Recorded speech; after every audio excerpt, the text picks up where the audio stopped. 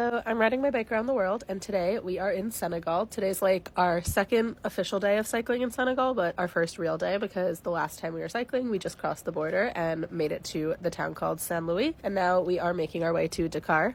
When we got to Saint Louis, I was starting to get sick, and you can probably still hear it in my voice, but it ended up being worse than I thought, and so we ended up staying there for like 5 or 6 days, which was longer than we intended, and so we're happy to be back on the bike and making progress towards Dakar again. I'm definitely not feeling 100%, but I figured I'd been laying in bed for like 5 days, and so I had to get moving eventually, and maybe some movement would actually like break me out of the sickness. It's so cool to be cycling in a new country and seeing just like how the landscape is different and how the towns look different and just how honestly pretty much everything is different after leaving the desert.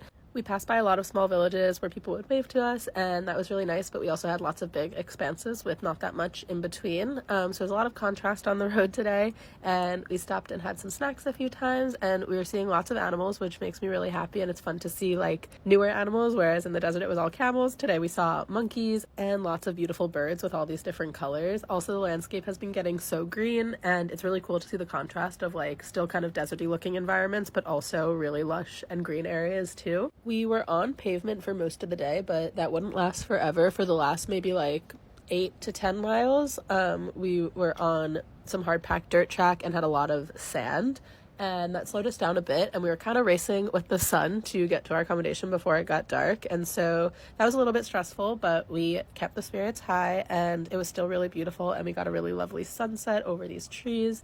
So it was really nice. We made it to our accommodation, which was right on the beach, and got showered, had a really nice dinner, and decided to stay here for one day so I could hopefully finally be healthy again for our final send into Dakar. So that's all from me today, and I will see you guys tomorrow. Bye!